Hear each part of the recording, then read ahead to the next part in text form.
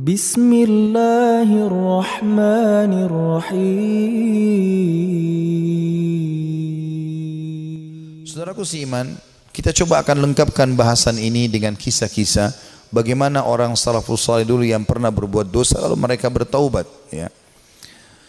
Kisah tentu yang sangat luar biasa, di antaranya adalah kisah taubatnya Tha'labah radhiyallahu anhu. Sahabat Nabi yang mulia ini adalah anak muda yang masih muda dan keimanan sudah tertanam dalam hatinya.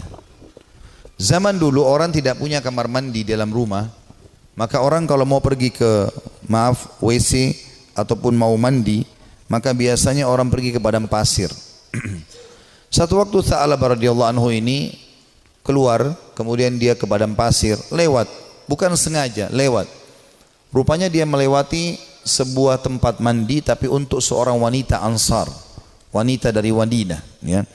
Dan wanita ini terkenal, ya, sangat punya kecantikan dan kulitnya putih bersih. Dan ini bukan terlihat, telanjang bulat semuanya, tidak. Tetapi Tha'labah radhiyallahu anhu lewat. Zaman dulu tempat mandinya laki-laki sama perempuan untuk membedakannya, kalau laki-laki itu dibuat pelapa kurmanya sampai ke daerah kepala sehingga bagian kepala terlihat dan orang tahu di dalam itu adalah orang. Ini di padang pasir, dibuat kayak WC-WC umum gitu, ya, tapi masing-masing punya. Kalau perempuan tertutup semuanya, tetapi karena terbuat dindingnya dari pelapa kurma, ya, mirip dengan pelapa-pelapa kelapa kita sekarang, ya, ada serat-serat, ada lubang celah di antaranya, maka dia sempat lihat sepintas perempuan tersebut dan itu mengganggu hati dia. Begitu melihat langsung terganggu hatinya, padahal dia tidak niat untuk sengaja mengintip orang mandi. Maka dia merasa tulang-tulangnya gemetar, kesemutan, otot-ototnya merasa kesakitan dan lemas. Lalu kemudian dia segera naik ke atas sebuah bukit yang sangat tinggi di Madinah. 40 hari dia nggak pernah turun. 40 hari di atas gunung tersebut bertaubat kepada Allah Subhanahu wa taala. Salat di sana, dia makan minum di sana, pokoknya tidak mau pulang ke rumahnya. Nabi SAW memiliki tradisi, seringkali beliau kalau habis sholat melihat sahabat-sahabatnya. Tapi karena Tha'labah ini bukan orang yang sering ada di depan, maka Nabi SAW tidak melihat dia. Jibril AS datang setelah 40 hari dari masa perbuatan Tha'labah ini radhiyallahu anhu, mengatakan, "Hai Muhammad, Allah memerintahkan kau untuk memanggil Tha'labah yang sedang berada di atas gunung karena dia merasa bersalah dengan dosanya." Maka Nabi SAW mengutus beberapa sahabat mencari Tha'labah, ditemuilah, lalu dibawa. Begitu masuk ke dalam masjid, dia keringat dingin, wajahnya memerah, kehitam-hitaman, ketakutan sekali. Kata Nabi SAW, "Ada apa dengan engkau hai Tha'labah?" Dia mengatakan, "Ya Rasulullah, saya telah melakukan maksiat yang besar sekali." Kata Nabi SAW, rahmatnya Allah lebih luas, ya. Kemudian waktu itu diiqamahkan solat, maka solat Nabi SAW bersama para sahabat Tha'labah pun ada. Sementara solat Nabi SAW membaca ayat tentang neraka, maka Tha'labah pun pingsan dalam solatnya, pingsan. Setelah itu habis solat para sahabat menyampaikan, Nabi SAW datang membangunkan. Setelah bangun kata Nabi SAW, "Ada apa dengan kau hai Tha'labah?" "Ya Rasulullah, saya melakukan dosa yang sangat besar bagi saya. Selama 40 hari saya merasa terus dihantui dengan ketakutan atau diselimuti dengan ketakutan ini. Merasa luar biasa, ya. Masalah saya melihat wanita tidak sengaja yang lagi mandi." Maka dia pun berkata, Nabi SAW mengatakan, "Rahmat Allah luas, mohon ampunlah." Dia mengatakan, "Ya Rasulullah, tapi hati saya masih betul-betul terganggu dengan ini." Ya. Maka Nabi SAW setelah mengatakan rahmat Allah luas, pulanglah semua sahabat ke rumah, sampai beritakan Nabi SAW kalau Tha'labah sakit di rumahnya. Maka Nabi SAW datang ke rumahnya, kemudian ingin meletakkan kepala Tha'labah di atas paha Nabi SAW. Tha'labah terus berusaha menjauh radhiyallahu anhu. Kata Nabi SAW, "Kenapa kau jauhkan kepalamu dariku?" Dia mengatakan, "Ya Rasulullah, kepalaku penuh dengan dosa." Ini bayangkan sosok seorang sahabat yang hanya sekedar melihat tidak sengaja wanita, ya, yang sedang mandi, itu pun cuma di celah-celah pelapa-pelapa kurma itu. Maka Nabi SAW mengatakan rahmat Allah luas. "Apa yang kau rasakan hai Tha'labah?" Kata Nabi SAW. Kata Tha'labah, "Ya Rasulullah, semenjak saya lakukan perbuatan tersebut, hatiku rasanya seperti sedang direngut, ya, seperti ditekan dengan sesuatu. Tulang-tulangku dan otot-ototku seperti kesemutan semuanya. Aku merasa ketakutan yang luar biasa. Apa harapanmu, kata Nabi SAW? Dia bilang, harapanku agar Allah memaafkan semua dosa-dosaku. Ya, bukan cuma itu saja, aku memaafkan, mohon supaya Allah maafkan semua kesalahanku. Maka Nabi SAW mendapat wahyu dari Jibril AS. Jibril mengatakan, sampaikan kepada Tha'labah, hai Muhammad, kalau Allah sudah memaafkan bukan cuma itu, tapi semua dosanya. Maka Nabi SAW mengatakan, hai Tha'labah, terimalah berita gembira, karena sungguhnya Tuhanmu Allah telah memaafkanmu, dan ini Jibril datang menyampaikan wahyu itu. Maka Tha'labah pun bergembira, senyum, kemudian dia bertakbir lalu meninggal dunia. Maka pada saat dia wafat, teman-teman sekalian radhiyallahu anhu, sahabat Nabi yang mulia, saking takutnya dengan Allah sampai mati, meninggal, ajalnya datang. Waktu itu Nabi SAW mengatakan, urus jenazahnya segera, kita kuburkan, dimandikan segala macam, disolati. Habis sholat lagi mau diantar ke kuburan, Nabi SAW jalan sambil jingkrak-jingkrak, ya, sedikit beliau jinjitkan kakinya. Kata para sahabat, ya Rasulullah, kenapa anda lakukan itu? Kata Nabi SAW, saya merasa malu dengan para malaikat, dan saya tidak bisa menghitung jumlah mereka yang sedang datang melayat jenazahnya Tha'labah radhiyallahu anhu. Sahabat Nabi yang mulia memberikan pelajaran kepada kita bagaimana mereka bertaubat kepada Allah Subhanahu wa taala. Ada juga kisah yang lain dan kisah ini mirip seorang tukang jagal hewan, suka menyembelih hewan, dengan juga ada pernah kisah seorang, ya, tukang fitnah. Dua-duanya mirip kisahnya, tapi saya satukan saja. Ini disebutkan oleh para ulama tentang kisah taubatnya orang-orang terdahulu. Dua-duanya ini, tapi di waktu yang berbeda, di tempat yang berbeda, pernah melihat seorang wanita dan dia tertarik dengan wanita tersebut. Ya. Hampir setiap hari dia melemparkan godaannya kepada wanita-wanita ini, selalu melemparkan kata-kata rayuan, tatapan mata, apalah, berikan hadiah segala macam, sampai membuat wanita ini tertarik. Tapi wanita ini orang beriman kepada Allah, tidak mau sama sekali, tidak tergoda. Diajak jalan sama-sama tidak mau, diajak ngobrol tidak mau. Satu waktu dia melihat wanita itu sedang jalan jauh, dan jalan jauh ini pergi ke satu tempat yang kelihatannya tidak banyak orang. Maka kedua laki-laki ini di dua kisah yang berbeda, tempat yang berbeda, tapi kasusnya sama, ya, jalan mengikuti perempuan tersebut. Begitu tiba di tempat yang sangat jauh, dia pun langsung menghadang wanita tersebut, mengatakan, saya jauh-jauh mengikuti kamu karena saya sangat menyukaimu, gitu kan. Maka kenapa kau sia-siakan waktu yang berdua ini? Kenapa nggak bersama-sama sekarang? Enak kalau kita mungkin pacaran sekarang, jauh dari orang. Kalau kau takut selama ini dengan orang, sekarang jauh dari orang. Maka wanita tersebut tiba-tiba mengatakan, kalau kau memang mencintaiku, maka kau harus tahu sebenarnya aku lebih mencintaimu. Aku pun sebenarnya suka dengan kamu, tetapi rasa takutku kepada Allah mengalahkan itu semua. Aku tidak ingin justru karena cinta ini kemudian kita terjerumus dalam kemaksiatan dan Allah hukum kita. Maka dengan kalimat itu saja laki-laki ini tersentuh. Lalu dia mengatakan, subhanallah, yang telah memberikan peringatan kepadaku melalui lisanmu. Kau takut kepada Allah dan aku tidak takut kepada Allah. Lalu laki-laki tersebut meninggalkan si perempuan tadi, dan semenjak itu dia bertobat kepada Allah Subhanahu wa taala, tidak mau lagi mengenal kecuali yang halal dari mereka.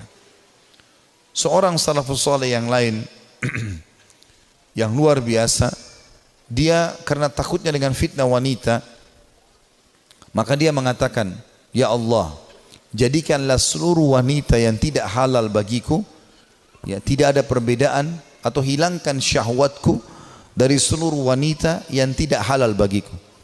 Maka dia mengatakan, demi Allah, Allah kabulkan doa saya sehingga tidak ada syahwat kecuali pada istri saya saja, pada yang halal, dan tidak ada bedanya antara wanita yang tidak halal bagiku dengan sebuah tembok.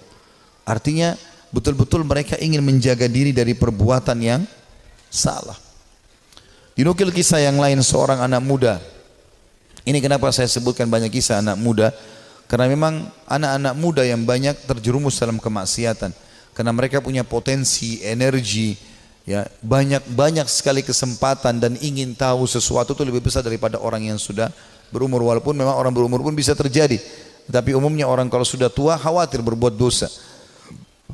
Maka ada seorang anak muda selalu berbuat maksiat di zaman Nabi Musa alaihissalam, sibuk dengan dosa-dosa yang dia lakukan. Setiap hari diingatkan, Nabi Musa tidak mau tahu. Sampai masyarakat dari Bani Israel pun sudah merasa ini orang tidak ada lagi solusinya nih. Ini sudah nggak ada solusinya orang ini. Maka mereka mengeluh kepada Musa alaihissalam. Allah pun berfirman kepada Musa melalui Jibril alaihissalam, usir anakmu itu dari negerimu. Tidak boleh lagi ada di sana dia. Maka Musa alaihissalam menyampaikan kepada Bani Israel, kalau Allah sudah menurunkan firman-Nya menguruh anak muda ini diusir. Maka anak muda pun itu diusir dari kota tempat Nabi Musa alaihissalam dengan Bani Israel tinggal. Terus saja dia jalan sampai tiba di sebuah padang pasir yang luas. Kemudian dia merasa dirinya sakit, lemah, terpukul karena jauh dari orang-orang. Maka dia pun lalu berkata, ya Allah, jangan engkau haramkan aku dari rahmat-Mu. Aku tahu aku telah berbuat dosa, tapi rahmat-Mu jauh lebih luas. Aku bertobat dan beristighfar kepadamu dari seluruh dosaku ya Allah. Maka maafkanlah aku. Terus dia ucapkan permohonan maafnya kepada Allah. Sampai 3 hari berturut-turut, setelah itu dia meninggal dunia si anak muda ini. Setelah dia meninggal dunia sendirian di padang pasir itu dengan kondisi menyesali kesalahannya, maka dia pun Musa pun alaihissalam didatangi oleh Jibril. Jibril mengatakan, hai Musa, Tuhanmu Allah memberikan perintah kepadamu agar engkau keluar ke padang pasir ini dan itu disebutkan cirinya. Di sana ada satu wali Allah yang Allah suruh kau mengurus jenazahnya. Maka Musa alaihissalam pun keluar ke padang pasir yang ditunjukkan. Begitu tiba di sana tidak dilihat kecuali anak muda tadi yang memang dianggap orang ini buruk di tengah-tengah Bani Israel. Maka pada saat itu pun Musa alaihissalam mengatakan, ya, Jibril alaihissalam mengatakan kepada Musa, sesungguhnya orang ini telah bertobat selama berapa hari? 3-4 hari meninggalkan negerimu dan Allah terima taubatnya. Maka Musa alaihissalam pun mengurus jenazahnya kemudian menguburkan dia. Begitu luasnya rahmat Allah subhanahu wa ta'ala. Bagi orang yang masih melakukan kemaksiatan dan berfikir bahwasanya susah untuk bertaubat, tidak ada yang susah teman-teman sekalian.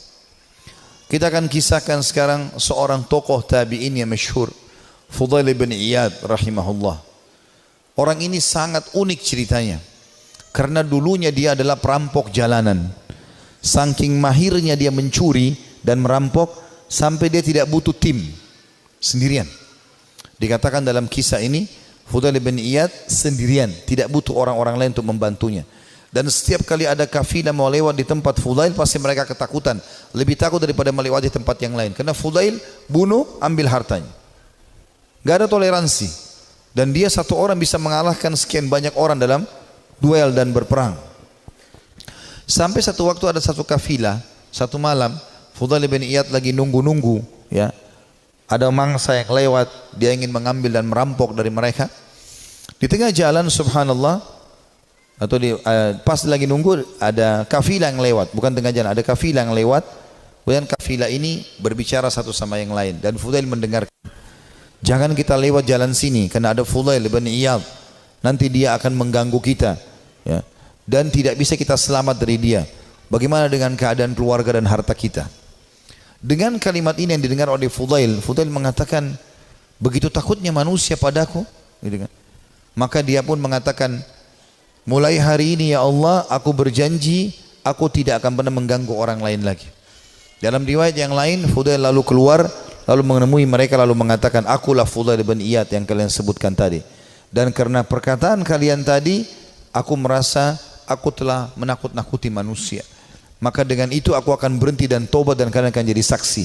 Lalu Fudail menghormati mereka menjadi tamu pada malam itu. Mulailah Fudail menyembelikan buat mereka hewan, dia berburu sendiri malam itu, dia sembelikan, dia biarkan mereka membuat kemah di sekitarnya. Setelah dia membakar makanan, dia menyiapkan makanan buat mereka, rupanya ada satu orang dari kafilah itu, orang saleh, membaca firman Allah subhanahu wa ta'ala yang berbunyi, ini disebutkan dalam surah Al-Hadid, ya, ayat 16. Yang Allah subhanahu wa ta'ala berfirman, a'udzubillahi minasyaitonirrajim, alam ya'ni lilladzina amanu an takhsha qulubuhum li dzikrillah wa ma nazala minal haqq. Belumkah tiba saatnya bagi orang-orang beriman untuk tunduk hati mereka dan mereka tunduk hati mereka kepada zikrullah dan apa yang turun dari kebenaran dalam Al-Quran. Fudail bin Iyad orang Arab, dia faham betul makna ayat ini. Artinya, sampai kapan kamu mau lalai, kata Allah SWT. Belum tibakah saatnya bagi orang beriman untuk tunduk hatinya dan berzikir kepada Allah dan apa yang diturunkan dari kebenaran dalam Al-Quran? Maka Fudail pun menangis mendengar ayat tersebut. Lalu dia ulang-ulangi ayat itu sampai akhirnya dia menunjukkan taubatnya. Subhanallah, setelah dia taubat, mulai hari itu dia pergi ke Mekah. Tiap hari Mekah dan Madinah. Artinya setiap saat dia di Mekah sebentar, nanti di Madinah lagi sebentar. Tidak pernah meninggalkan dua kota yang suci ini. Dan kata para ulama, orang-orang yang pada saat itu sudah menjadi ulama, ya, kemudian menjadi sahabat dekatnya Fudail. Di antaranya Abdullah bin Mubarak, Sufyan ats-Tsauri. Ini semua orang-orang yang luar biasa ibadahnya, terkenal sekali kesolehannya. Itu mereka mengatakan, kami tidak pernah menemukan orang setakut kepada Allah seperti Fudail bin Iyad. Dia luar biasa, kalau datang dekat Ka'bah nangis kepada Allah Subhanahu wa taala. Kalau nangis sampai pingsan, karena ketakutannya kepada Allah Subhanahu wa taala, dan dia betul-betul tulus sampai akhirnya Allah letakkan hikmah, kalimat hikmah dari lisan dia. Banyak kalimat-kalimat mutiara yang disebutkan oleh Fudail bin Iyad rahimahullah. Dan itu dinukil oleh para ulama. Seperti misalnya dia mengatakan, sambil dia berdoa kepada Allah, tapi ini orang dengar diam-diam. Dia sebutkan diam-diam di hadapan depan Ka'bah. Dia mengatakan, idza azharta aibana fatadhhar walan nastati'a satrah. Ya Allah, seandainya Engkau membuka aib-aib kami, maka pasti akan kelihatan dan kami tidak akan mungkin bisa menutupinya. Wa nufdah, dan kami pasti akan dipermalukan. Wa idza azharta amalana fanuhlik bi'adzabik. Dan kalau seandainya Engkau memperlihatkan amal-amal kami, akhirnya orang jadi puji-puji kami, maka kami akan binasa dan kami akan kena hukuman-Mu. Kemudian dia juga menyebutkan dalam statementnya yang masyhur setelah dia taubat, kamu berhias untuk manusia, hai Fudail, berdandan untuk mereka, dan terus saja riya, pamer ibadah-ibadah sehingga mereka menilaimu saleh, mereka menunaikan kebutuhanmu, kemudian melapangkan tempat duduk untukmu dan bermuamalah denganmu karena mereka salah duga. Kamu buruk bila demikian adanya. Artinya orang-orang akan menilai kau seakan-akan kau itu orang soleh, padahal sebenarnya tidak, ya. Dia terus menasihati dirinya agar jangan sampai dia lalai. Ibnu Mubarak berkata, Abdullah bin Mubarak setelah melihat ibadahnya Fudail bin Iyad yang tadinya penjahat besar, perampok jalanan, suka membunuh dan merampas harta orang, sesungguhnya Fudail merupakan bukti kebenaran kekuasaan Allah Azza wa Jal yang memuncul dengan Allah atau Allah memunculkan hikmah melalui lisannya. Dia termasuk manusia yang dikaruniai manfaat dari amal-amalnya. Disebutkan dalam Syiar Alam Nubala di jilid 8 halaman 425. Artinya ini bukti nyata tanda-tanda kebesaran Allah. Tadinya penjahat besar, pembunuh, lalu dia taubat nasuha, dia tinggalkan semua kesalahannya. Allah tidak mau tahu masa lalu orang, tapi Allah Subhanahu wa taala menilai sekarang ke depan. Fudail berkata kepada seseorang yang bertanya, bagaimana caranya supaya bisa menjadi takut kepada Allah sebagaimana anda ini takut? Ya, anda bisa taubat seperti ini, luar biasa. Kata dia, kosongkan hatimu untuk sedih dan takut sampai keduanya dapat bersarang. Apabila keduanya bersarang di hatimu, maka keduanya akan membentengimu dari melakukan maksiat dan menjauhkan dirimu dari api neraka. Disebutkan juga dalam Syiar Alam Nubala jilid 8 halaman 438. Artinya dia mengatakan, yang membuat saya seperti ini, saya sengaja menanamkan rasa takut saya kepada Allah. Saya mempelajari tentang kemahabesarannya Allah Subhanahu wa taala sebagai pencipta, beratnya siksaannya kalau melanggar terus-menerus, ya. Kemudian saya biarkan tersarang dalam hati saya, maka akhirnya itu membentengi saya dari kemaksiatan. Dia juga berkata, sedih karena Allah di dunia menghilangkan keresahan di akhirat, dan terlalu gembira di dunia menghilangkan manisnya ibadah. Nah, artinya dia mengatakan sedih karena Allah di dunia, maksudnya merasa rindu dengan surga, takut dengan dosa, menghilangkan keresahan di akhirat. Tidak akan mungkin bersatu antara dua kesedihan, gitu kan. Dan terlalu gembira dengan dunia, tidak pernah ada cobaannya misalnya, tapi walaupun tidak mungkin ya, pasti manusia akan diuji oleh Allah SWT supaya dia tidak terlalu bergantung pada dunia ini. Dan terlalu gembira dengan dunia berlebih-lebihan sampai terbahak-bahak, sampai luar biasa merasa hidupnya harus selalu kegembiraan, padahal itu juga tidak mungkin terjadi, maka akan membuat ya, atau menghilangkan manisnya ibadah. Dia juga menasihati dirinya setelah dia taubat mengatakan, wahai jiwa, kasihan kamu ini. Kau selalu berbuat buruk, namun kau mengira dan merasa dirimu baik. Kamu tidak tahu, tetapi merasa selevel dengan ulama. Kamu kikir, tapi kamu merasa dirimu dermawan. Kamu bodoh, tapi kamu merasa pintar dan cerdas. Ajalmu pendek, tapi angan-anganmu sangat panjang. Ya, ini kalimat-kalimat mutiara yang luar biasa. Rupanya setelah dia bertaubat kepada Allah Subhanahu wa taala, Allah berikan kalimat-kalimat ini kepadanya, ya. Dia mengatakan, saya ulangi, wahai jiwa, kasihan kamu. Kau berbuat buruk, namun kau mengira dirimu berbuat baik. Artinya, amal-amal yang kau kerjakan ini masih kurang. Tapi kenapa kau selalu merasa bangga? Ini dia nasihati dirinya sendiri. Karena ada orang kadang-kadang begitu, dikuasai oleh syaitan, dia merasa bangga. Saya sudah haji sekian kali, saya sudah pernah bersedekah ini dan itu, saya pernah bangun masjid satu masjid itu terus yang dibahas. Apa saja semuanya dibanggakan. Maka dia menasihati dirinya supaya dia terus termotivasi mau ibadah. Dia mengatakan, wahai jiwa, kasihan kamu. Kau sebenarnya berbuat buruk masih sedikit, tapi kau pikir dirimu sudah berbuat banyak. Kau tidak tahu, ya, tapi kau menganggap dirimu selevel dengan ulama. Ini juga banyak jadi penyakit di dalam tengah-tengah penuntut ilmu. Baru belajar setahun 2 tahun sudah merasa dirinya luar biasa. Akhirnya sudah mulai membicara tentang ulama ini, tentang ulama itu. Habis waktunya untuk itu. Maka semestinya seseorang menyadari kalau dia baru belajar, ya sudah dia belajar. Sebagaimana dikatakan oleh Fudail di sini rahimahullah. Beliau mengatakan, kau tidak tahu tapi kau merasa dirimu selevel dengan ulama. Yang ketiga dia bilang bahwa dirinya, kamu kikir tapi kau merasa dirimu dermawan. Ya, artinya berapa banyak sih yang kau sudah sedekahin sehingga kau selalu banggakan, hai Fudail? Padahal sebenarnya kau bakhil. Sedikit sekali yang kau keluarkan dibandingkan nikmat Allah yang melimpah kepadamu. Ini juga, ya, tamparan yang sangat keras bagi orang yang tadi baru sedekah sekali, 2 kali, 3 kali dalam 1 bulan, dalam 1 tahun, bahkan mungkin 10 tahun sekali, atau mungkin seumur hidup baru melakukan 1 kebaikan itu. Jadi misalnya membangun sebuah masjid atau 1 kegiatan, sudah dibangga-banggakan. Ya. Kemudian dia mengatakan yang keempat, kau bodoh tapi merasa dirimu pintar dan cerdas. Ada orang juga ini kena penyakit ini, ya. Begitu dia sudah belajar agama, dia sudah mulai faham sedikit ayat, hadis, maka dia rasa dirinya tidak perlu belajar lagi. Ini keliru. Kita harus menuntut ilmu sampai menjelang meninggal dunia.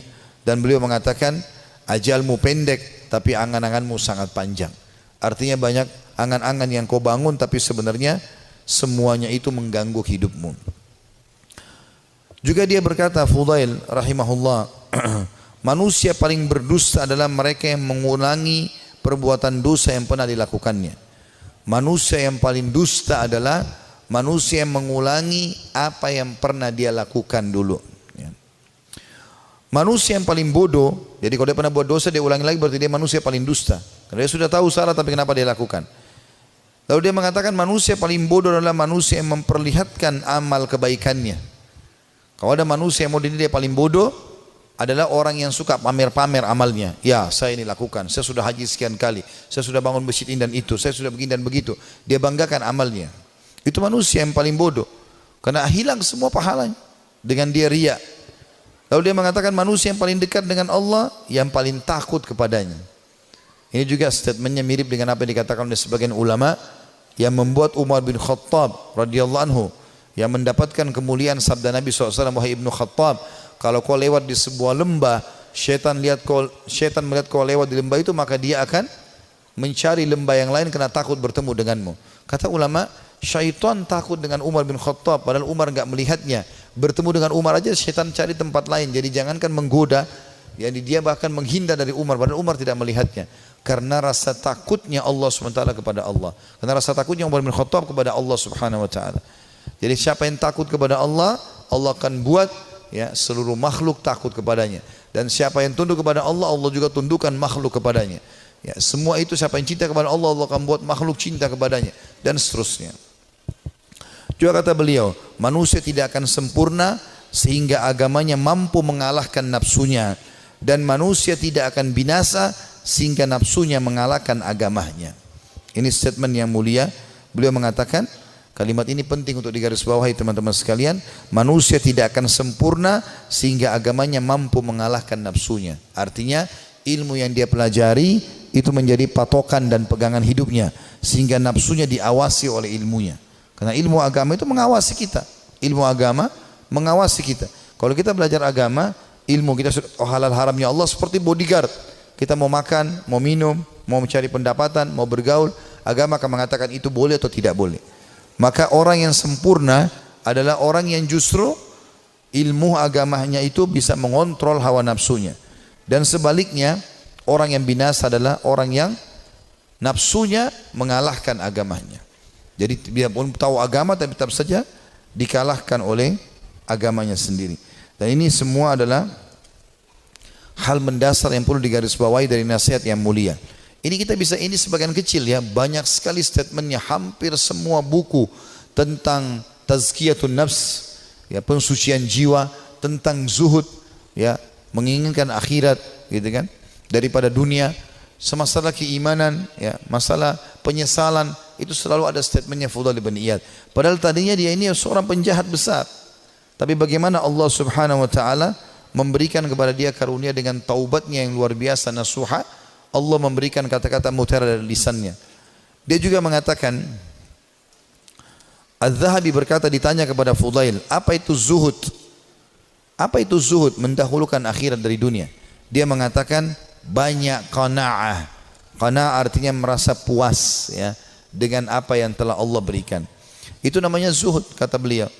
Jadi kalau kau mau dikatakan zuhud, kau berharap akhirat dan dunia kau jalani juga, tapi akhirat kau dahulukan, adalah banyak merasa syukur kepada Allah. Lalu ditanya kepadanya tentang wara. Wara itu menjaga kesucian hubungan sama Allah. Ia menjawab, menjauh dari yang diharamkan syariat. Apapun yang Allah larang, tinggalkan. Bukan cuma yang haram, yang makruh pun ditinggalkan. Makan, minum, berdiri aja tidak dilakukan, apalagi kalau sampai makan yang haram. Dan kita kalau tinggalkan sesuatu yang makruh, berarti yang haram akan lebih mudah kita tinggalkan. Orang kalau tinggalkan yang makruh, yang haram akan dia tinggalkan. Orang kalau kerjakan amal yang sunnah, amal wajib pasti akan dia kerjakan. Lalu ditanya juga kepada dia, apa ibadah itu? Ia menjawab, melaksanakan apa yang diwajibkan sebaik mungkin. Melaksanakan yang diwajibkan sebaik mungkin. Dan sekian banyak statement Fudail bin Iyad rahimahullah yang kita bisa ambil pelajaran darinya. Artinya tidak ada kata terlambat dalam bertaubat, dan kalau orang taubatnya nasuha, Allah Subhanahu Wa Taala akan karuniakan untuk dia kelebihan-kelebihan yang banyak. Saya akan tutup dengan dua kisah di sini teman-teman sekalian. Salah satunya nanti yang terakhir adalah kisah yang cukup panjang, kisah Ka'ab bin Malik radhiyallahu anhu, sahabat Nabi yang mulia yang bertaubat karena dia tidak sempat ikut dalam perang Tabuk bersama Nabi alaihi salatu wassalam. Namun sebelumnya saya akan sebutkan dulu kisah tentang sosok orang yang sangat saleh dari kalangan tabi'in. Dia hidup di zaman Nabi SAW tapi tidak sempat bertemu dengan Nabi dalam pendapat sebagian orang, yaitu Ubaid bin Umair bin Qatada al-Laythi al-Jundu'i al-Makki, ya. Orang ini sangat saleh, luar biasa. Sampai di Mekah itu kalau ada orang yang menganggap dirinya, ya, lemah imannya, pasti datang kepada dia, ya, kepada Ubaid ini rahimahullah. Orang ini sangat luar biasa keimanannya. Ada sebuah kisah dinukil oleh Ibnu Qudamah. Kisah Ibnu Qudamah dinukil tadi, kisah Sa'labah. Ini dinukil dalam sebuah kisah di sebuah buku, ya. Kisah ini kisah sahih. Ada seorang wanita di Mekah sangat terkenal dengan kecantikannya. Dan wanita ini terkenal tinggi, putih, cantik, fitnah luar biasa. Tapi dia tutup wajahnya, dia pakai cadar. Dia bilang sama suaminya, satu hari dia bicara sama suaminya. Dia mengatakan, wahai suamiku, kira-kira apakah ada orang yang bisa selamat dari fitnah wajahku ini? Artinya dia coba menyebutkan sama suaminya. Kata suaminya, tentu saja ada, ya, walaupun kau cantik, tapi akan ada orang yang bisa tidak kena fitnahmu. Kata perempuan itu penasaran, siapakah itu? Artinya kalau saya buka wajah saya, ya, saya tidak pakai hijab ini, masih ada laki-laki yang tidak tertarik. Maka kata suaminya, Ubaid ibn Umair, seorang ulama. Maka tiba-tiba istrinya karena merasa tertantang datang kepada suaminya lalu berkata, wahai suamiku, Andes, apakah kau mengizinkan aku untuk coba menggoda Ubaid hanya untuk mengetes imannya, sekaligus juga mengetes apakah betul memang dia tidak kena dengan fitnah wajahku dan kecantikanku ini? Suaminya mengatakan, karena penasaran juga mengatakan, baik, saya izinkan. Maka wanita ini pergi ke Masjid Haram. Ini Ubaid ini punya majelis ta'lim, ya. di Masjid Haram, ulama besar. Tidak pernah sama sekali berbuat dosa dalam kisahnya, dalam kisah hidupnya. Allahu alam kalau yang dinukil dari kisah yang lain, tapi dia disebutkan orangnya sangat soleh. Kemudian datanglah wanita ini lalu mengatakan, saya punya pertanyaan Syekh. Kata dia, silahkan. Dia bilang, tapi pertanyaan ini pribadi, maka saya tidak bisa menanyakan di depan orang. Kalau bisa, saya akan meminggir dengan anda di salah satu sudut masjid ini. Karena perempuan ini terus menunjukkan kesedihannya, menangis, maka Ubaid mengatakan, baiklah, tapi tetap di depan umum, bukan berduaan-duaan khalwat. Di tiang masjid, di sebelah situ ada sekitar jemaah. Tiba-tiba wanita ini pada saat duduk depan Ubaid membuka cadarnya, dan memang terlihat kecantikan yang luar biasa. Maka Ubaid rahimahullah mengalihkan wajahnya, sambil kata Ubaid mengatakan, apa yang kau lakukan? Bukankah kau bertanya, kenapa kau membuka cadarmu? Dia mengatakan, sebenarnya wahai Syekh Ubaid, saya mencintaimu dan saya menyukaimu, maka aku datang untuk menawarkan diri. Maka Ubaid mengatakan, dan aku tinggal tunggu jawabanmu. Artinya kapan kau mau? Selesai, aku jadi milikmu, terserah kau mau apakan. Perempuan ini ingin menguji. Ubaid tidak mengenal siapa perempuan ini. Subhanallah, dia mengatakan, saya akan jawab pertanyaanmu itu kalau kau menjawab 5 pertanyaanku. Kata Ubaid rahimahullah, tapi sambil buang muka, enggak dilihat ke wajah wanita ini. Wanita tersebut menggambarkan Ubaid tidak melihat sedikit pun ke wajahku. Padahal wanita ini depan matanya dan sangat cantik. Maka kata wanita tersebut, tanyalah. Kata Ubaid rahimahullah, jadi tadi dia memang bilang waktu dalam majelis, saya punya masalah, saya mau minta nasihat. Padahal dia cuma mau berbohong wanita ini, tapi akhirnya mendapatkan nasihat yang benar. Apa kata Ubaid rahimahullah? Andai saja bertepatan pada saat sekarang malaikat maut datang ingin mencabut ruhmu, apakah kau akan menawarkan hal yang sama padaku? Kalau memang kau sedang berhadapan dengan malaikat maut? Kata wanita tersebut, tentu tidak. Pertanyaan kedua, andai saja kamu sedang berada dalam kuburan, tempat yang pasti kau akan datangi, dan kau sedang bertemu dengan Munkar dan Nakir, 2 malaikat akan bertanya di kuburan, dan kau sedang ditanya untuk selamat ke surga atau neraka, apakah kau juga akan berpikir tetap akan menawarkan dirimu seperti ini? Dia mengatakan tidak. Yang ketiga, seandainya kau sedang berada bersama aku di padang mahsyar, kemudian buku-buku amal sedang berterbangan, dan kau tidak tahu apakah kau akan terima dengan tangan kanan atau tangan kiri. Tangan kanan akan selamat ke surga, tangan kiri akan masuk ke neraka. Apakah kau juga akan menawarkan dirimu seperti ini kepadaku? Dia mengatakan tidak. Yang keempat, ya, andai saja kau sedang ditimbang amalmu, dan kau tidak tahu amal baik atau amal buruk di timbangan amal hari kiamat nanti yang lebih berat, apakah kau masih mau menawarkan dirimu padaku? Dia mengatakan tidak. Lalu kemudian pertanyaan terakhir yang kelima, andai saja kau sedang diminta pertanggungjawaban oleh Allah tentang kecantikanmu ini, tentang keadaanmu, ya, kelebihan-kelebihan nikmat yang Allah berikan kepadamu ini, apakah kau juga akan mengatakan kepada Allah, aku sempat menawarkan ini kepada Ubaid? Maka dia mengatakan tidak. Maka Ubaid pun mengatakan rahimahullah, kalau gitu bertakwalah kepada Allah dan jagalah dirimu serta nikmat Allah yang ada padamu. Maka tiba-tiba perempuan tersebut menangis terisak-isak. Lalu kata Ubaid, pulanglah. Lalu Ubaid berdiri tanpa melihat sedikit pun ke wajah wanita tersebut. Setelah dia pergi, wanita itu pulang ke rumahnya. Suaminya sudah menunggunya, ingin mengetahui berita apa yang ada sebenarnya. Maka setelah dia pulang, suaminya kaget melihat matanya merah, menangis. Kata suaminya, apa yang terjadi wahai istriku? Dia mengatakan, sungguh aku akan binasa wahai suamiku. Aku tadinya niat ingin bermaksiat kepada Allah, Allah meluruskanku justru melalui Ubaid, dan sungguh Ubaid adalah orang saleh. Dan semenjak hari itu perempuan itu tidak pernah dandan lagi sama sekali sampai ajal datang menjemputnya. Teman-teman sekalian, orang yang saleh, orang yang tulus kepada Allah Subhanahu wa taala, memang orang-orang yang justru tidak mudah tergoda. Kalau antum hanya sekedar dengan godaan sedikit mudah tergoda, itu masih orang biasa. Tapi kita harus menjadi orang yang luar biasa memang. Tidak boleh mudah tergoda. Allah Subhanahu wa taala menyebutkan tentang ahli surga di dalam firman-Nya pada saat mereka masuk ke dalam surga nantinya di hari kiamat, itu disebutkan malaikat akan masuk dari semua pintu-pintu istana mereka, Dan mereka akan berkata para malaikat, salamun alaikum bima sabartum fa ni'ma uqbaddar. Selamat buat kalian, keselamatan buat kalian atas kesabaran kalian, dan ini sebaik-baik tempat untuk kembali, surga maksudnya. Kata ulama tafsir, yang dimaksud dengan makna malaikat akan berkata, ya, selamat atas keselamatan, atas kesabaran kalian, karena mereka sabar dalam 3 hal. Ini butuh kesabaran teman-teman sekalian. Yang pertama, sabar dalam mengerjakan ketaatan. Untuk bangun sholat, untuk tutup aurat, mencari pendapatan halal, ya, itu semua butuh kesabaran. Duduk di majelis ilmu seperti ini butuh kesabaran. Bangun sholat malam butuh kesabaran. Bersedekah padahal kita butuh kesabaran. Berbakti dengan orang tua yang sudah sangat tua butuh kesabaran. Konsisten dengan kejujuran butuh kesabaran. Perjuangan semuanya butuh sabar. Ini sebab masuk surga karena kesabaran. Yang kedua, sabar dalam menolak kemaksiatan.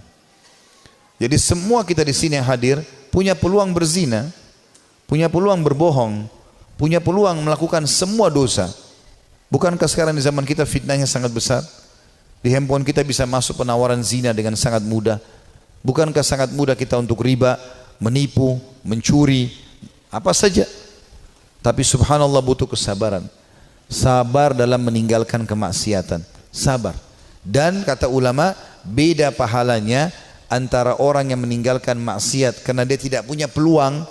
Misal dia cuma sepintas lihat spanduk ajakan untuk ke diskotik, atau dia ada penawaran apa, lalu dia bilang, ya saya nggak suka, cuma sebatas itu.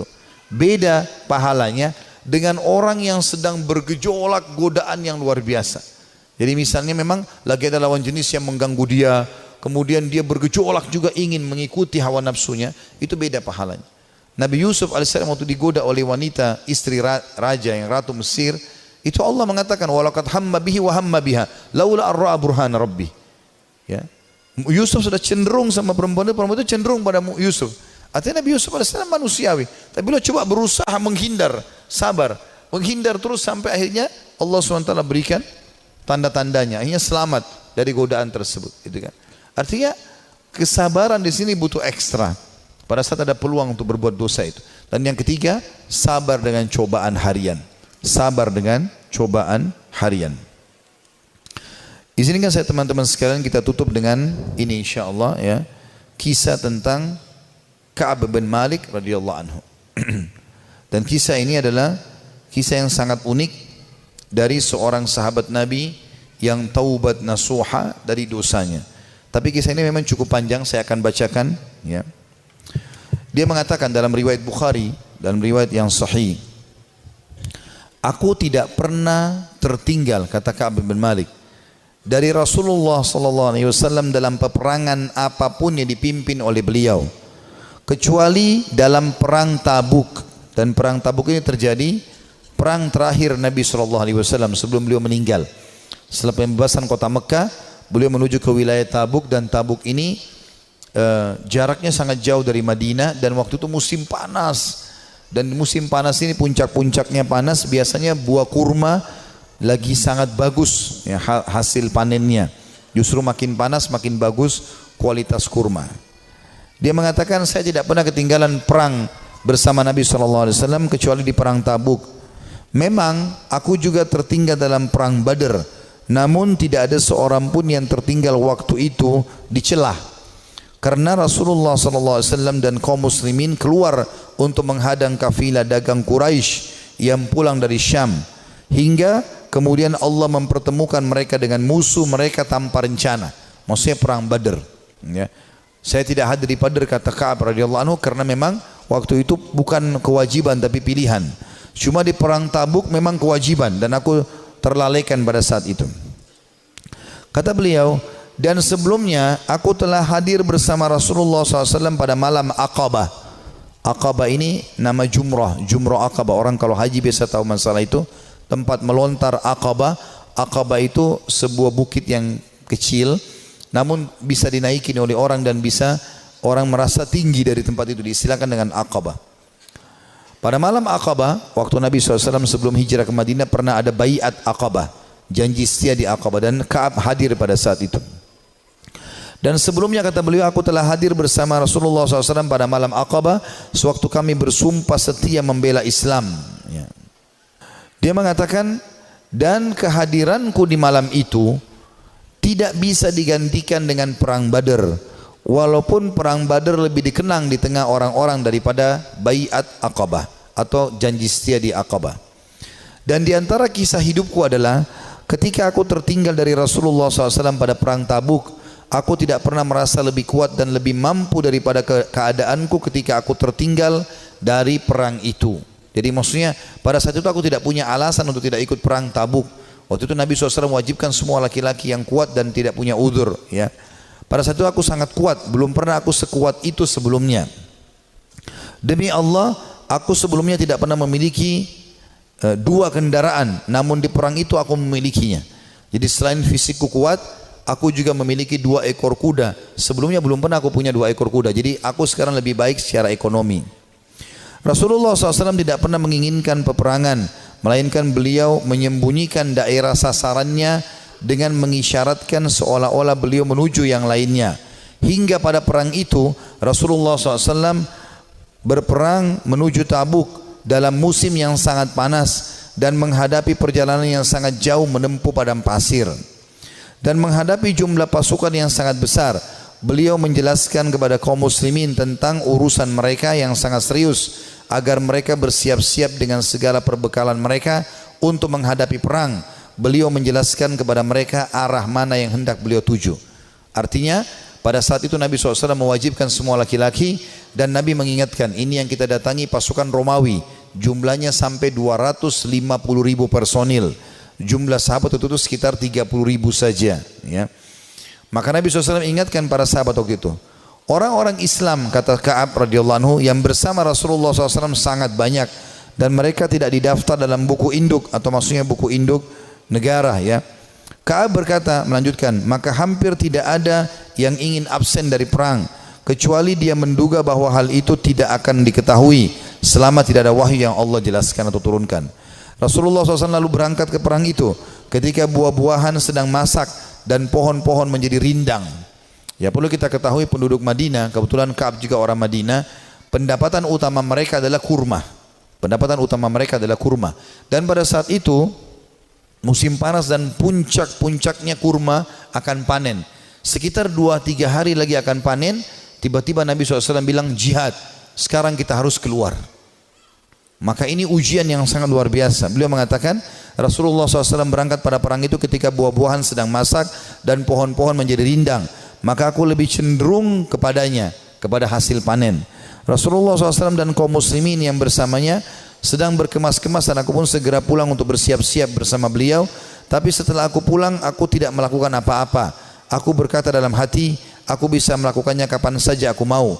Begitulah keanggapan terus menyergapku, hingga orang-orang terus berbenah dengan serius. Maka pada pagi harinya Rasulullah SAW dan kaum muslimin bersamanya berangkat menuju perang. Sementara aku belum melakukan persiapan apa-apa. Kemudian aku beranjak lalu kembali tapi tanpa melakukan apa-apa. Hal itu membuat akhirnya aku tidak berangkat dan aku tertinggal, dan aku bertekad akan menyusul mereka ya pada saat tiba di sore hari. Dan seandainya saja aku lakukan itu, maksudnya menyesal, coba aku lakukan ya. Namun kemudian hal tersebut tidak ditakdirkan untukku. Maka ketika aku keluar ke tengah manusia setelah keberangkatan Rasulullah SAW, aku merasa bersedih dan aku tidak melihat seorang panutan untukku kecuali laki-laki yang tercelah karena kemunafikannya, atau orang yang diterima uzurnya dari Allah SWT dari kalangan orang-orang yang lemah. Rasulullah SAW tidak menyebut-nyebutku hingga beliau sampai di Tabuk. Beliau bersabda sambil duduk di tengah pasukan Tabuk, apa yang dilakukan oleh Ka'ab bin Malik? Maka salah seorang dari Bani Salamah berkata, wahai Rasulullah, dia tertahan oleh pakaian burdahnya dan sibuk melihat kedua sisi tubuhnya. Maksudnya dia tidak ada uzurnya untuk tidak keluar bersama anda. Maka Mu'adz bin Jabal berkata kepadanya, sungguh buruk apa yang telah kamu ucapkan. Demi Allah ya Rasulullah, kami tidak mengetahui apa yang ada padanya melainkan kebaikan. Jadi Mu'adz di sini membela Ka'ab, mengatakan dia orang baik ya Rasulullah. Maka Rasulullah SAW diam. Tak kala beliau dalam keadaan seperti itu, tiba-tiba beliau melihat dari kejauhan seorang laki-laki yang mengenakan pakaian putih yang terlihat bergerak terombang-ambing oleh fata morgana. Maka Rasulullah SAW bersabda, orang itu adalah Abu Haythamah.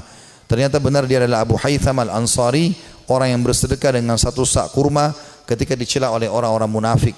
Jadi pada saat Nabi SAW menyuruh orang-orang untuk berinfak ya, untuk perang Tabuk, orang-orang munafik hadir di situ, tapi orang munafik tidak berinfak.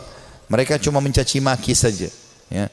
Ada orang yang datang membawa satu kain besar berat, diangkat jatuh, dikasih kepada Nabi SAW. Orang-orang munafik mengatakan riya. Lalu Abu Haythamah ini datang radhiyallahu anhu membawa cuma satu keranjang kecil, satu piring kecil kurma, isinya cuma 3-4 butir kurma. Lalu dihidangkan, ya Rasulullah, ini buat jihad di jalan Allah. Maka orang munafik juga menghina Abu Haythamah sambil mengatakan, ya, untuk apa ini? Mau diapakan dengan 3-4 butir kurma? Tapi akhirnya Allah Subhanahu wa taala memuji karena infaknya itu. Ka'ab berkata, tak kala sampai berita kepadaku bahwa Rasulullah SAW telah pulang dari Tabuk, kesedihanku datang lagi. Aku mulai mengingat dusta dan berkata, aku ingin berdusta dan berkata, dengan apa? Aku mengingat dusta dan berkata, dengan apa bisa lolos? Dengan apa aku bisa lolos dari kemurkaan beliau besok? Untuk itu aku meminta bantuan kepada semua orang cerdik pemikiran dari keluargaku. Maka tak kala diberitahu bahwa Rasulullah SAW telah mendekati Madinah, hilanglah dariku segala pikiran yang batil, hingga aku benar-benar mengetahui bahwa aku tidak akan selamat dari beliau dengan apapun selamanya. Maka aku bertekad untuk bersikap jujur kepada beliau. Rasulullah SAW tiba pada keesokan harinya, dan biasanya apabila pulang dari safar, beliau memulai dengan masjid. Dan beliau sholat 2 rakaat kemudian duduk di hadapan orang-orang. Ketika beliau melakukan demikian, orang-orang yang tidak ikut perang mendatangi beliau untuk menjelaskan uzurnya dan bersumpah kepada beliau. Mereka bersumpah, mereka berjumlah kurang lebih 80 orang yang tidak ikut berperang di perang Tabuk. Maka beliau menerima lahir mereka, membaiat mereka dan memohon ampun untuk mereka, serta menyerahkan rahasia mereka kepada Allah Subhanahu wa taala. Hingga aku datang, tak kala aku mengucapkan salam, beliau tersenyum dengan senyuman orang yang marah. Kemudian beliau berkata, kemarilah. Aku datang berjalan hingga aku duduk di hadapan beliau. Beliau sallallahu alaihi wasallam berkata kepadaku, kata Ka'ab, apa yang membuatmu tidak ikut serta dalam perang Tabuk? Bukankah kamu telah membeli kendaraanmu, ada kudamu? Ka'ab berkata, aku berkata, wahai Rasulullah, sesungguhnya aku demi Allah, seandainya aku duduk di hadapan orang selain anda dari penduduk dunia, pasti aku yakin bahwa aku akan lolos dari murkahnya dengan sebuah alasan, karena aku telah diberi kemampuan untuk berdebat.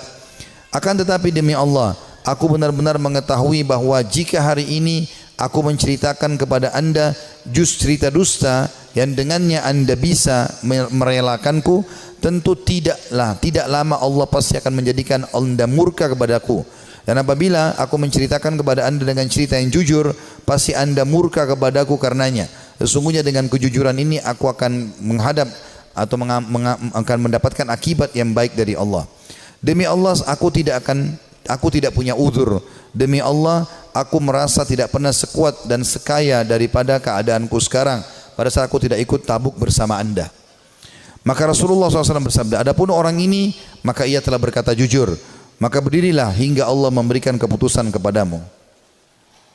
Ringkas cerita ini cukup panjang, saya ringkaskan. Maka Ka'ab pun berkata, aku pun merasa plong karena merasa jujur dengan Nabi SAW. Walaupun pada saat itu turun wahyu memperingatkan Nabi SAW untuk memboikotku dengan kedua temanku. Jadi kebetulan ada 2 temannya dari 80 orang tadi yang dianggap orang yang sangat dekat dengan Nabi SAW dan tidak ada punya uzur untuk hadir. Maka kata Ka'ab, kedua orang temanku ini dan aku disuruh boikot oleh Nabi SAW. Maka tidak dijawab salam kami, tidak senyum pada kami, tidak ada yang salaman pada kami. 3 orang ini. Kata Ka'ab radhiyallahu anhu, terus saja ya berlalu beberapa hari sampai aku masuk ke masjid. Kalau kedua temanku menangis di rumahnya dan tidak pergi sholat di masjid, sementara aku sendiri tetap masuk ke masjid dan aku menemukan semuanya orang membuang wajah, tidak ada yang salam. Dan pada saat aku melihat ke arah Nabi SAW, Nabi SAW membuang wajahnya. Tapi kalau aku sedang tidak lihat ke arah Nabi, Nabi sedang melihat ke arahku. Aku terus saja berjalan dalam kondisi tersebut rasanya jantungku, ya hidupku sempit karena betul-betul diboikot pada saat itu. Setelah berjalan kurang lebih 30 hari, sebulan dari masa itu, maka datang perintah dari Nabi SAW, perintah dari Allah agar ketiga orang ini menjauhi istri-istri mereka, termasuk Ka'ab. Maka mereka pun ya melakukan itu. Kata Ka'ab waktu datang utusan Nabi SAW, apakah Nabi menyuruh aku menceraikan istriku? Kata Nabi SAW, kata utusan Nabi SAW, tidak, sama sekali tidak. Tidak ada sama sekali perintah untuk menceraikan, kamu hanya disuruh pisah saja. Kemudian kedua sahabatku, kata Ka'ab, memohon kepada Nabi SAW agar istri-istri mereka memohon kepada Nabi SAW untuk tetap bisa serumah walaupun tidak ada biologis, tapi melayani makan dan minum suaminya. Lalu Nabi SAW izinkan, tapi tidak ada biologis di antara mereka. Lalu kata orang-orang kepada Ka'ab, hai Ka'ab, kenapa kau tidak minta seperti dua sahabatmu tadi? Minta agar ya Nabi SAW izinkan istrimu melayani walaupun tidak ada biologis.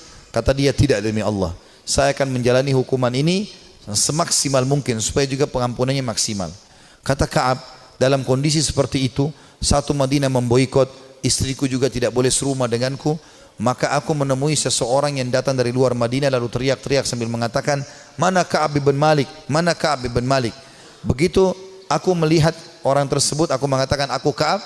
Orang itu menyerahkan sebuah surat yang ternyata dari Raja Ghassan, seorang raja yang kafir kepada Allah Subhanahu wa taala, yang memang memusuhi Nabi SAW. Maka dia mengatakan, telah sampai dari Raja Ghassan kepada Ka'ab bin Malik, telah sampai kepada kami bagaimana sikap perilaku sahabatmu itu, ya. Nabi SAW memboikotmu, maka kalau kau datang kepada kami akan muliakan kamu, kami akan berikan kamu kedudukan, ya. Datanglah kepada kami, maksudnya disuruh murtad, tinggalkan agama Islam, datang kepada Ghassan. Maka kata Ka'ab, demi Allah ini cobaan yang lain, aku akan bersabar. Lalu dia membuang dan membakar surat tersebut. Berjalan waktu, kata Ka'ab, saya terus aja datang ke masjid, aku datang ke masjid, sholat, dan tetap saya tidak bisa buat apa, dan rasanya dada ini sudah sempit luar biasa. Sampai puncaknya di hari ke-50. Di hari ke-50. Setelah 50 hari kami diboikot, dan aku kebetulan lagi ada di depan rumahku, baru selesai mengerjakan sholat duha, kemudian tiba-tiba turun wahyu kepada Nabi SAW menerima taubat kami bertiga. Maka dua orang sahabat Nabi dan aku tidak bisa melupakan itu, ya, datang dan mereka berlumba-lumba, yang satu menunggangi unta, yang satu berlari, saking gembiranya ingin menyampaikan berita gembira kepada Ka'ab. Maka dua-dua berlari, karena yang naik kuda lebih cepat, maka yang di atas yang sedang berlari pakai kaki, ya, itu naik ke atas pohon kurma lalu teriak dari jauh, wahai Ka'ab, terimalah berita gembira, terimalah berita gembira dari pertama atau dari semenjak kau dilahirkan oleh ibumu, semenjak kau dilahirkan oleh ibumu, sesungguhnya telah turun wahyu Allah menerima taubatmu. Maka kata Ka'ab, aku belum pernah merasa bumi sesempit itu sebelumnya, dan aku belum pernah merasakan bumi seluas itu setelahnya. Artinya sebelum datang berita gembira ini, bumi sangat sempit rasanya, dadaku sempit, semuanya jadi susah hidup ini. Tapi setelah sampai berita gembira ini, aku pun bahagia ataupun tentram, dan aku merasa luar biasa. Saking gembiranya aku membuka bajuku dan aku memberikan kepada pemberi berita gembira tersebut. Aku pakai baju lain, aku datang kepada Nabi SAW. Aku menemukan para sahabat tersenyum, bersalaman denganku, menyampaikan berita gembira, dan aku sangat terharu. Orang-orang pada menangis. Aku menemui Nabi SAW. Lalu Nabi SAW mengatakan, wahai Ka'ab, terimalah berita gembira dari pertama kau dilahirkan oleh ibumu. Kata Ka'ab, ya Rasulullah, aku telah mengambil pelajaran dan bersyukur kepada Allah, dan aku berjanji kepada anda, mulai hari ini aku tidak akan pernah berdusta selamanya, karena kejujuranku lah yang telah membuat Allah menyelamatkanku. Saudaraku si iman, kisah-kisah seperti ini, walaupun ini cukup panjang tadi disampaikan, karena memang ini kisah cukup panjang di dalam riwayat Bukhari, saya meringkaskan bagaimana orang-orang salafus saleh kembali kepada Allah Subhanahu wa taala.